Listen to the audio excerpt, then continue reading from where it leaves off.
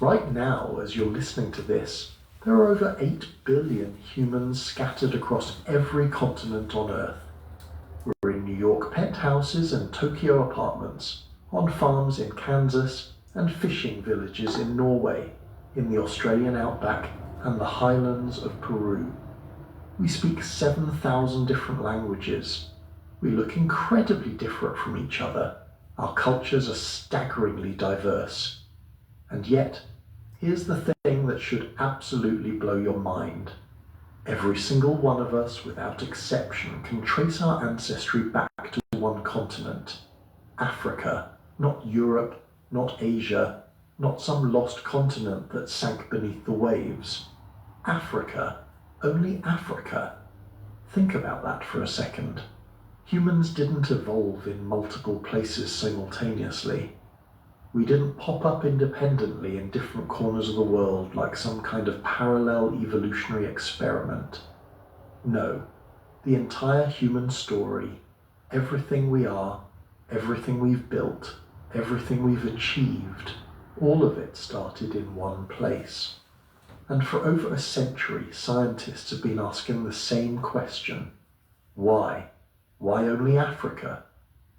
What made this one continent the exclusive birthplace of humanity when early primates lived all over the old world? You'd think the answer would be obvious by now. We've sequenced the human genome. We've found thousands of fossils. We've analyzed ancient DNA from Neanderthals and Denisovans. We've used satellites to track climate changes going back millions of years. Surely, with all this technology, all this data, we'd have figured it out. Right? Wrong. Until very recently, we were missing something crucial, a final piece of the puzzle that makes everything else make sense. And that's what tonight's story's about. Now, if you're using this to fall asleep, perfect. That's exactly why I make these. So maybe hit subscribe and drop a comment telling me where you are and what time it is.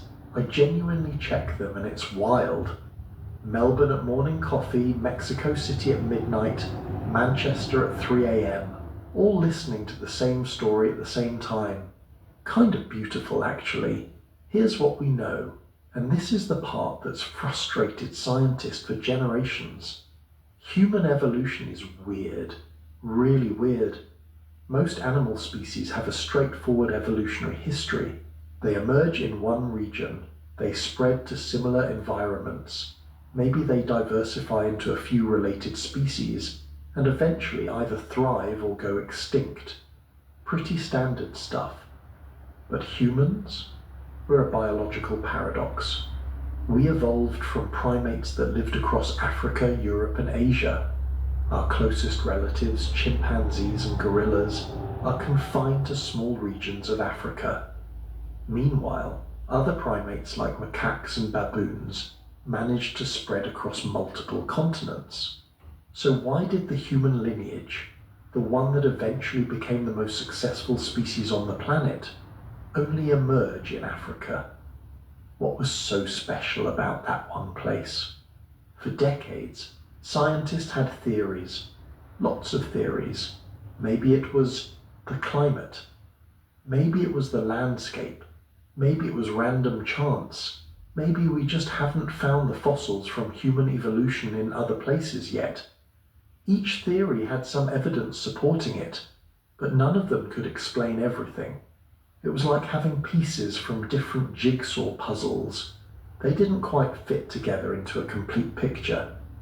Then, starting in 2023, everything changed.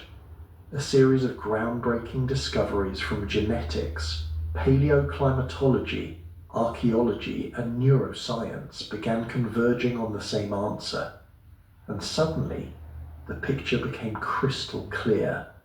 Scientists weren't just finding new evidence, they were finding the final piece, the one that makes all the other pieces snap into place, and reveal why human evolution could only have happened in Africa. Tonight we're going to walk through this evidence together. We're going to explore what made Africa not just a good place for human evolution, but the only place it could have happened. we'll look at recent genetic discoveries that reveal shocking truths about our ancestors' survival. We'll examine Africa's unique climate patterns that created an evolutionary pressure cooker unlike anywhere else on Earth. We'll dive into the geography that turned the continent into a natural laboratory, perfectly designed for creating intelligent, adaptable, endlessly curious creatures like us. And by the end, you'll understand something that eluded scientists for over 100 years. You'll see why every human alive today carries Africa in their DNA, in their bones, in the very structure of their brains. You'll understand why our origin story couldn't have happened anywhere else. This isn't just about where we came from. It's about understanding why we are the way we are, why we think the way we think, why we survived when countless other human species didn't. The answer has been hiding in plain sight, written in our genes, carved into the African landscape, preserved in layers of ancient sediment, and now, finally, we can read it. So let's go back, way back, to a continent that was about to forge humanity in ways we're only now beginning to understand. Before we can understand why humans evolved only in Africa, we need to establish something absolutely fundamental, something that took scientists over a century to prove beyond any reasonable doubt. We need to understand that Africa wasn't just one of several places where humans evolved. It was the place, the only place. Every single step of human evolution, from the first ape-like creatures that started walking upright to the modern humans who would eventually colonize the globe, happened in Africa. And here's the thing, this wasn't always obvious. In fact, for decades, many scientists thought human evolution happened in Asia. When the first Neanderthal fossils were discovered in Europe in the 1800s, people assumed that was where humanity started. When Peking man was found in China in the 1920s, it seemed to confirm that Asia was the cradle of humanity.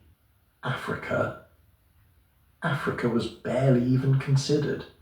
The racism of the era made it almost unthinkable that the birthplace of humanity could be in a continent that European colonizers had dismissed as primitive. But then the fossils started telling a different story. A story so clear, so undeniable, that it would completely overturn everything scientists thought they knew about human origins. The breakthrough came in 1924 when Raymond Dart, an anatomy professor in South Africa, received a box of fossils from a limestone quarry. Inside was a skull, small, childlike, but with features that didn't match any known ape. The San Child, as it came to be known, was the first discovery of Australopithecus africanus, an ancient human ancestor that walked upright but still had an ape-sized brain. It was 8 million years old, and it had died in Africa. Dart's discovery was met with skepticism, even mockery. How could Africa be important to human evolution? But he was right, and over the next 100 years, every major discovery in human evolution would prove him right again and again. Because here's what happened next. Once scientists started looking seriously in Africa, they couldn't stop finding fossils. Not just one or two lucky discoveries, but thousands of specimens spanning millions of years, and all of them told the same story. The earliest, most primitive human ancestors were in Africa. The slightly more advanced ones were in Africa. The transitional forms between apes and humans, Africa. The first tool users, Africa. The first members of our own genus, Homo. You guessed it, Africa. By the 1960s and 70s, the evidence was becoming overwhelming. Louis and Mary Leakey's excavations at Olduvai Gorge in Tanzania were uncovering layers of human evolution like pages in a history book. They found Homo habilis, the first species in our genus, dated to about 4 million years ago. They found stone tools alongside animal bones, evidence of butchery and food processing. They found living floors where ancient humans had camped, made tools, and eaten meals. All of it in Africa. All of it older than anything found anywhere else. Then came Lucy. In 1974, Donald Johanson and his team discovered a nearly complete skeleton in Ethiopia. Australopithecus afarensis, 2 million years old. She was small, just over 3 feet tall, but she walked upright on 2 legs. Her hip bones proved it. Her leg bones proved it. Her foot bones proved it. Lucy was a human ancestor, no question about it. And she had lived and died in the Great Rift Valley of East Africa. The Great Rift Valley. This geological feature, stretching thousands of miles from Ethiopia to Mozambique, became known as humanity's nursery, and for good reason. Nearly every major fossil discovery in human evolution has come from sites along or near the Rift Valley. It's like the Earth opened up specifically to preserve our evolutionary history. Why the Rift Valley? Because rifts create exactly the right conditions for fossilization. The geological activity brings minerals to the surface that help preserve bones. The volcanic eruptions that occur in rift zones bury sites in ash, creating time capsules that can be precisely dated using radiometric techniques. The sedimentary layers that build up in Rift Valley lakes preserve everything that falls into them. Footprints, tools, pollen, animal remains. Everything we need to reconstruct ancient environments and the creatures that lived in them. And those fossils kept getting older. In the 1990s and 2000s, teams working in Ethiopia, Kenya, and Chad started finding specimens that pushed the human family tree back to 6, then 7 million years ago. Ardipithecus ramidus at 4.4 million years, Aurorin at 6 million years, Sahelanthropus chidensis at 7 million years. Each discovery more primitive, more ape-like, but each showing those crucial signs of human ancestry. Changes in the pelvis, changes in the legs, changes in the skull that indicated these creatures were on the path to becoming us. And every single one was found in Africa. By the early 2000s, the fossil evidence was so overwhelming that no serious scientist questioned Africa's primacy anymore. The fossil record clearly showed that human evolution had occurred in Africa for millions of years before our ancestors finally left the continent. But fossils can only tell you so much. They can show you what ancient creatures looked like and approximately when they lived. But they can't prove direct ancestry. They can't show you the unbroken line from ancient apes to modern humans. For that, you need DNA. The genetic revolution of the 1980s and 90s completely transformed our understanding of human origins, and once again, every discovery pointed back to Africa. The breakthrough came in 1987 when Rebecca Cann and her colleagues published a study analyzing mitochondrial DNA from people around the world. Mitochondrial DNA is special because it's passed down only through the mother's line. It doesn't recombine like nuclear DNA, it just accumulates random mutations at a fairly steady rate, creating a kind of molecular clock. When Cann's team analysed mitochondrial DNA from diverse populations, they found something remarkable. All modern humans traced back to a common female ancestor who lived in Africa between 150,000 and 200,000 years ago. The media called her Mitochondrial Eve, and suddenly the genetic evidence was confirming what the fossils had been saying all along. Modern humans originated in Africa, but wait, there's more. In the 1990s, scientists did a similar analysis using Y chromosome DNA, which is passed down only through the father's line. They found Y chromosomal Adam, a common male ancestor of all living humans who also lived in Africa, probably between 200,000 and 300,000 years ago. Now, Eve and Adam didn't know each other. They lived thousands of years apart, but they both lived in Africa, and every human alive today carries genetic material descended from both of them. The genetic evidence kept piling up. As DNA sequencing became cheaper and more sophisticated, researchers began analyzing nuclear DNA from populations worldwide, and they discovered something that should have been surprising, but actually made perfect sense. African populations have more genetic diversity than all other human populations on Earth combined. Think about what that means. You could sample DNA from people across Europe, Asia, Australia, and the Americas, and you'd find less genetic variation than you would in a single Ethiopian village. Less variation in billions of people spread across 6 continents than in a few thousand people in one African community. This is the diversity paradox, and it's one of the most powerful pieces of evidence for African origins.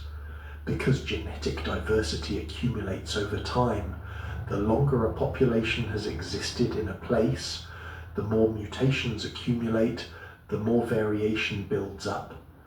African populations have the most diversity because they've been there the longest. They are the source population.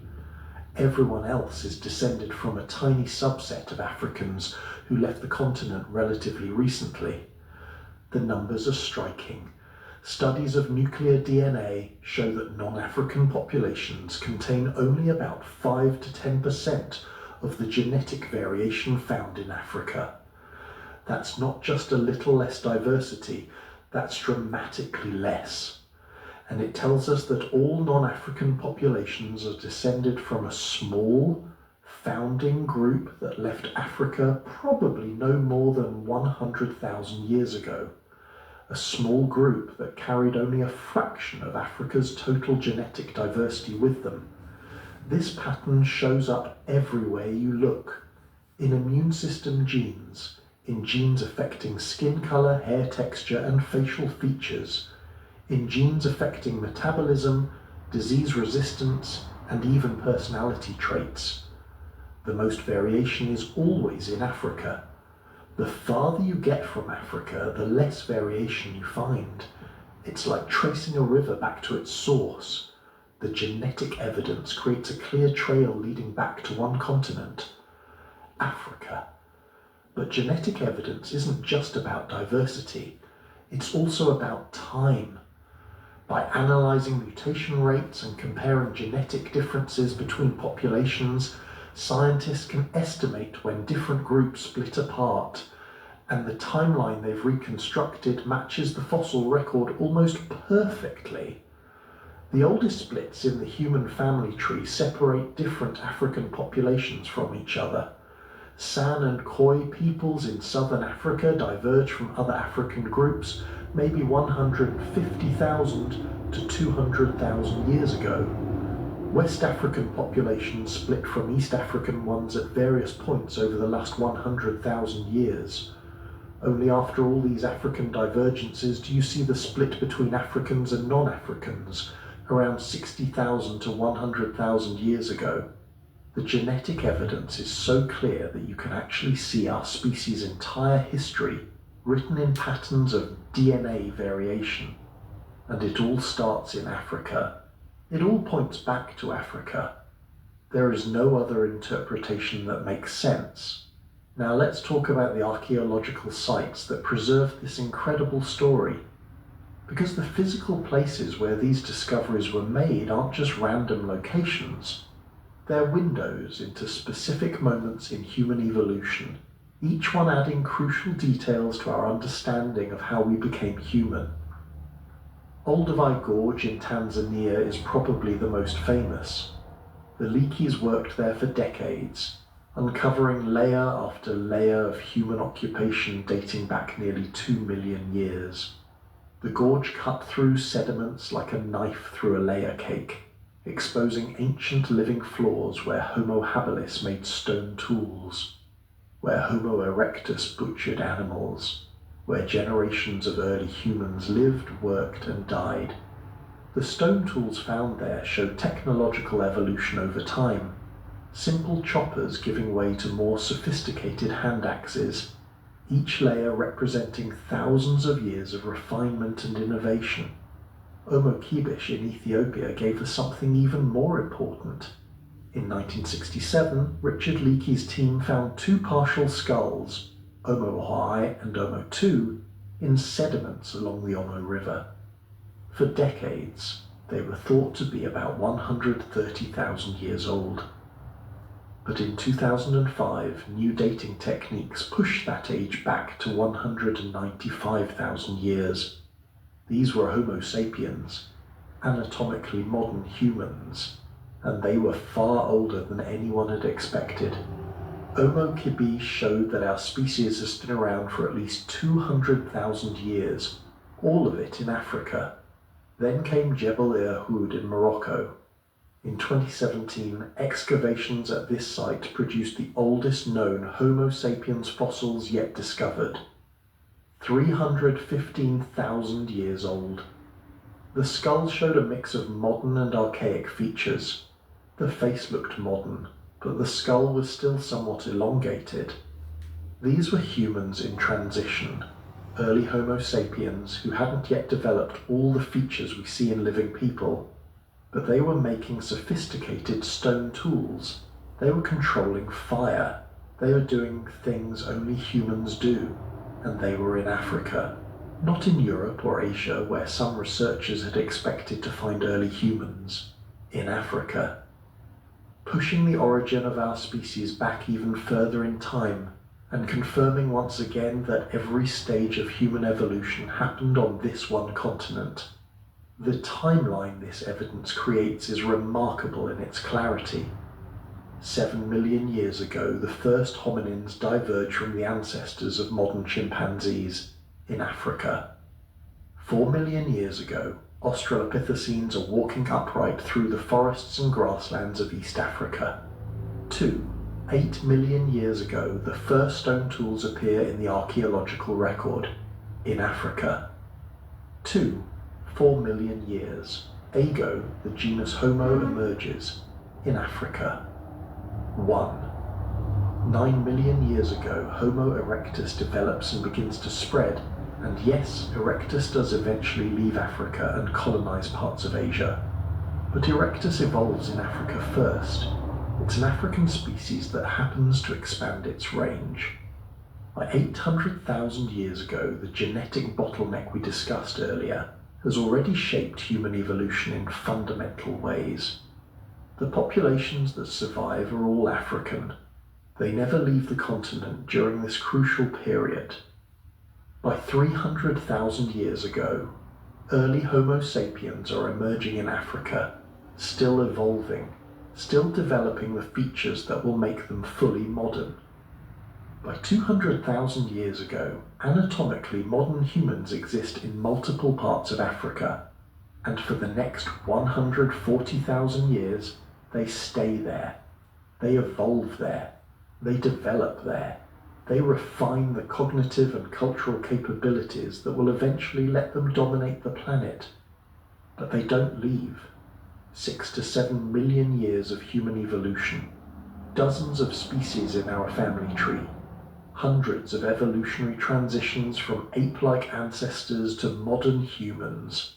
And every single step happens in Africa, not in Europe, not in Asia, not in multiple places simultaneously with different lineages converging on similar solutions, in Africa alone.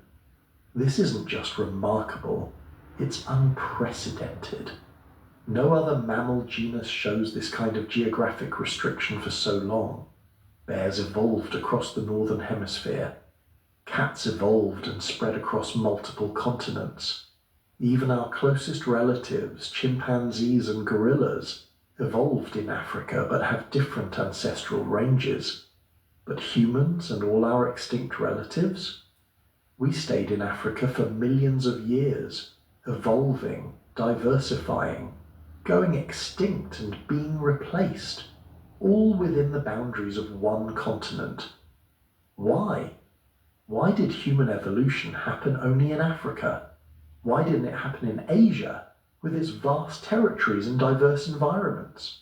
Why not Europe? Why not the Americas or Australia? That's the question we're going to answer, because now that we've established beyond any doubt that Africa is where human evolution happened, we need to understand what made Africa special. What was it about this one continent that created the perfect conditions for apes to become humans? The answer lies in a unique combination of factors that existed nowhere else on Earth: climate, geography, ecology, predators, all of it coming together to create what scientists now call the perfect evolutionary pressure cooker. A place where natural selection could work its magic over millions of years, shaping our ancestors in ways that would have been impossible anywhere else. And it all starts with something that seems simple but turns out to be incredibly important: Africa's climate. Not just what the climate is, but how it changes, how unpredictable it is, how it creates precisely the right kind of environmental pressure to force rapid evolution. Let's look at that next. Let's talk about climate. Not the boring kind you learned about in geography class, but the kind that literally builds species from the ground up. Because Africa didn't just happen to be where humans evolved. Africa's climate created the specific conditions that forced our ancestors to become what we are today. Between 3 million and 1 million years ago, East Africa experienced something unprecedented in Earth's history. The climate didn't just change, it oscillated, wildly, unpredictably, relentlessly. Every few thousand years, sometimes every few hundred, the entire region would flip between drastically different environmental states. Picture this. Your ancestors are living in a lush forest environment, trees everywhere, reliable fruit sources, predictable water. Life is relatively easy. You don't need to be particularly clever to survive. You just need to know which trees have food and which predators to avoid. Simple, comfortable, evolutionarily stagnant. Then, over the course of just a few generations, maybe 50 to 100 years, the forest starts dying. The trees that have been there for millennia begin to thin out. Fruit becomes scarce. Water sources that have been reliable forever start drying up. The forest is transforming into savanna, open grassland with scattered trees. Everything your ancestors knew about survival is suddenly obsolete. But here's the thing. This wasn't a one-time event. It happened over and over again. Forest to savanna, savanna to forest, wet periods to dry periods, predictable to chaotic. For 2 million years, the East African climate was like a cosmic toggle switch being flipped back and forth by a bored deity. The geological evidence for this is staggering. Lake cores from East Africa show dramatic shifts in vegetation types. Pollen records reveal forests appearing and disappearing on timescales of just a few thousand years. Sediment layers tell stories of massive lakes forming and then evaporating completely, sometimes multiple times in the span of a single human lifetime. This created something biologists call environmental heterogeneity. Not just diversity, but unpredictable, unstable diversity. The kind that doesn't let species get comfortable with any particular survival strategy. Think about what this means from an evolutionary perspective. In a stable environment, natural selection favors specialists, animals that are perfectly adapted to one specific way of life. Pandas eating bamboo, koalas eating eucalyptus, polar bears hunting seals on ice. These species are incredibly good at what they do, but only in their specific environment. Change that environment and they're doomed. but in an unstable environment, specialist reliability, that panda-level specialization that works so well in stable conditions, becomes a death sentence when the environment keeps changing. Natural selection starts favoring something completely different. Generalists, adaptable species that can switch strategies when conditions change. And not just any kind of adaptability. Cognitive adaptability, the ability to figure out new solutions to new problems, to learn, to innovate, to plan ahead. This is where the famous savanna hypothesis comes in. For decades, anthropologists believed that the retreat of African forests forced our ancestors out into open grasslands, and that this single environmental shift drove human evolution. Standing upright to see over tall grass, developing tools to hunt on the plains, becoming smarter to survive in a more dangerous environment. But the savanna hypothesis was too simple. It wasn't one shift from forest to grassland that made us human. It was the constant oscillation between environments. The climate kept pulling the rug out from under our ancestors, forcing them to adapt again and again and again. Some generations lived in forests. They developed strategies for forest survival, tool use for accessing certain foods, social behaviors for forest environments. Then the forest would retreat, and their descendants would face savanna conditions. They had to learn completely different survival strategies. How to find water in open country, how to avoid predators with no trees to climb, how to track and hunt animals across vast distances. Then, a few thousand years later, the forest would return, and their descendants had to relearn forest survival all over again. Except this time, they still carried knowledge from the savanna period, technologies and behaviors that could be adapted to forest conditions. Each environmental shift added to the cumulative knowledge base, creating increasingly sophisticated survival strategies. The temperature ranges were perfect for this kind of evolutionary pressure, and I mean perfect in the Goldilocks sense. Not too hot, not too cold, but just challenging enough to push our ancestors without killing them off completely. East African temperatures during this period range from about 15 to 30 degrees Celsius. That's 59 to 86 Fahrenheit for those keeping track. Warm enough that you don't need elaborate shelter or clothing to survive, but with enough variation to create seasonal challenges. Cool nights that required fire management. Hot days that demanded understanding of water conservation. Compare this to other regions during the same time period. Northern latitudes were experiencing ice ages, glaciers advancing and retreating, temperatures dropping so low that survival required very specific adaptations. Thick fur, massive body size, extreme cold tolerance. These conditions produce specialists like mammoths and woolly rhinos. Impressive, but not cognitively flexible. Tropical rainforests, meanwhile, were too stable. Temperatures barely fluctuated. Food sources remained relatively constant year-round. Species in these environments became incredibly specialized to their specific niches. Amazing adaptations, but no pressure to develop general intelligence. East Africa hit the sweet spot, variable enough to prevent specialization, stable enough to prevent extinction.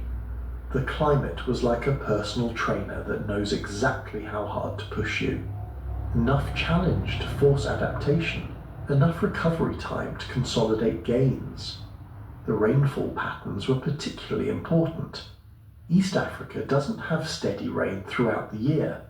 It has distinct wet and dry seasons, and the timing and intensity of these seasons varied dramatically over thousands of years.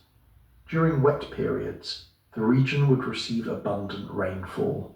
Rivers would swell, lakes would expand, grasslands would flourish. Animal populations would explode.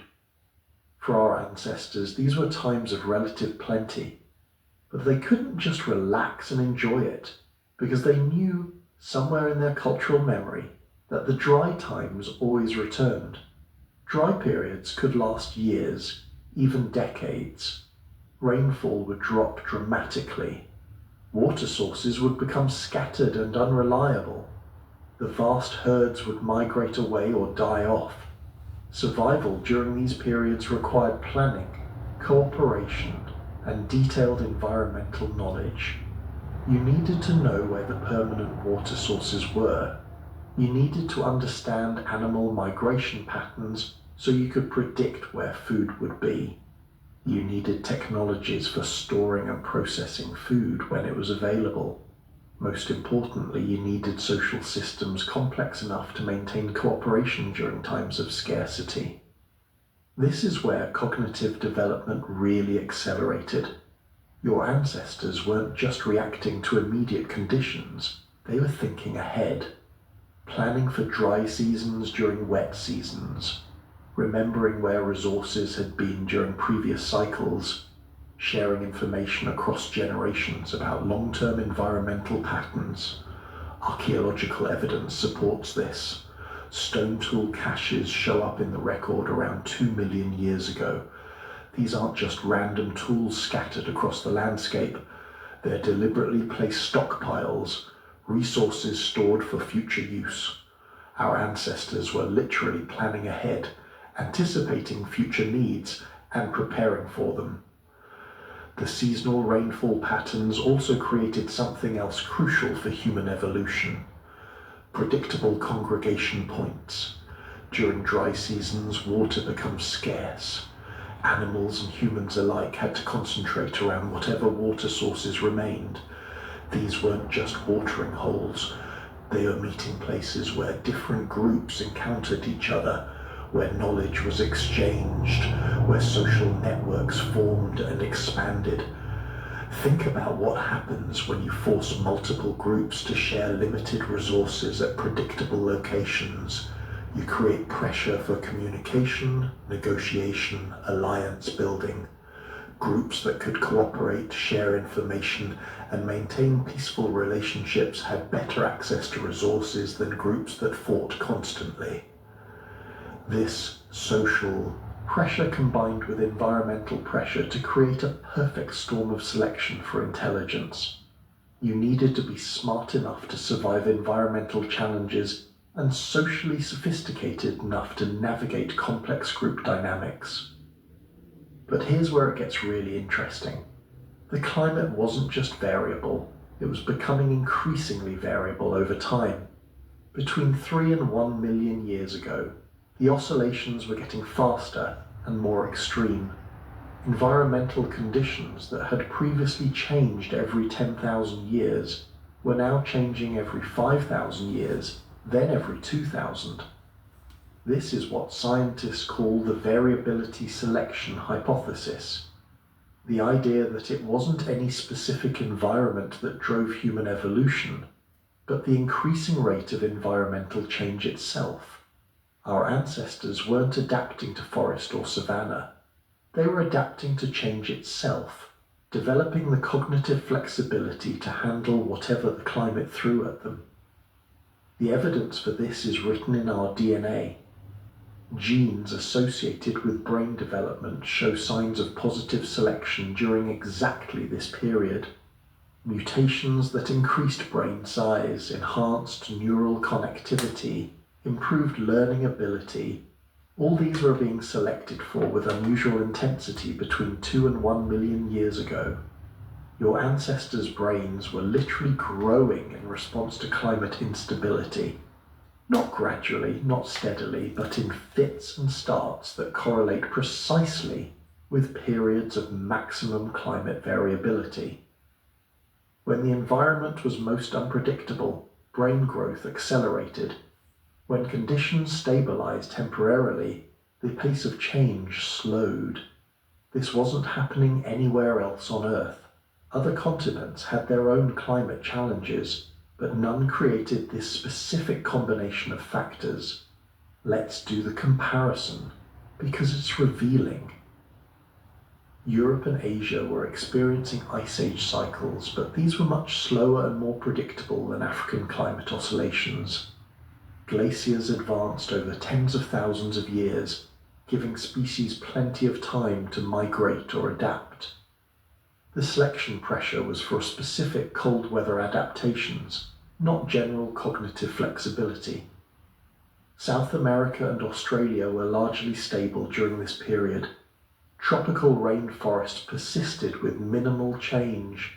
The species that evolved there became incredibly specialized to their environments. Amazing diversity, but not the kind of environmental pressure that drives cognitive evolution. North America had climate variability, but it was the wrong kind. Changes were either too extreme, pushing species to extinction, or too gradual, allowing for slow specialized adaptation.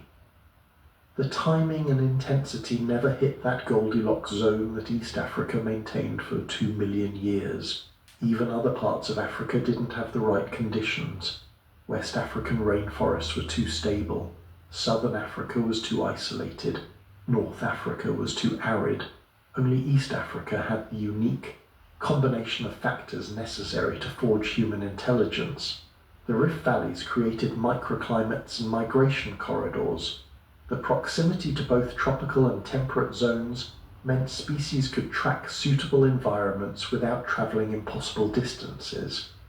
The presence of permanent water sources even during dry periods provided refuges where populations could survive climate extremes.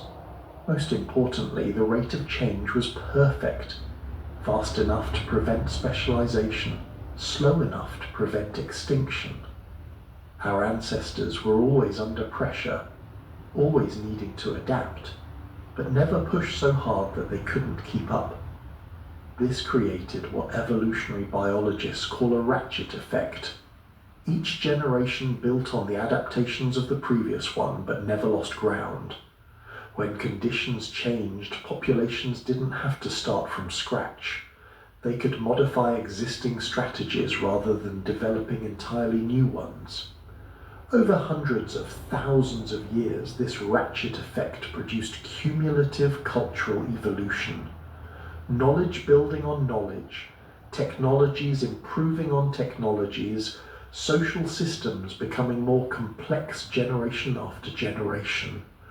By the time modern humans emerged around 300,000 years ago, our ancestors had been refining their survival strategies for 2 million years in the most challenging and variable environment on Earth. The climate had created a species uniquely adapted not to any specific environment, but to change itself. We became the ultimate generalists, capable of surviving in almost any condition the planet could produce. From Arctic tundra to tropical rainforests, from deserts to mountains, from sea level to extreme altitudes. That adaptability, that cognitive flexibility, that ability to innovate and problem solve, it all traces back to those 2 million years of climate instability in East Africa. The environment didn't just shape us, it forged us, hammered us, refined us like a blacksmith working metal. Each climate oscillation was another strike of the hammer, creating a species harder, sharper, and more resilient than anything that had come before. And the really remarkable thing, the climate was just getting started. Good evening, this is Elder G again. So now you see what the prejudiced white man is been trying to cover up, what he's been trying to erase for thousands and thousands of years. I don't believe in all that scientific stuff that we evolved from monkeys. I believe that we was made and we was created by God. But there is no doubt where man started out at. Man started out in Africa. We was made from the clay. And every race of people originated from black people. That there is no doubt. No matter how the prejudiced white man tried to bury the facts. That there was records, and there was fossil, and there was things that left behind. No matter what they did, no matter what they destroyed, God always left a record somewhere. Now God can brought us to the pinnacle where black and brown people is 90% of the world's population. And with social media all the way around the world, they can't deny it no more. They can't lie no more about what happened in the Garden of Eden and where it was located. Lies just ain't gonna fly no more. Wake up, America. You got to accept the facts. You're not gonna be able to get rid of black and brown people. It's not gonna happen because the black and the brown people is where you came from too. Don't you ever forget that. Thank you.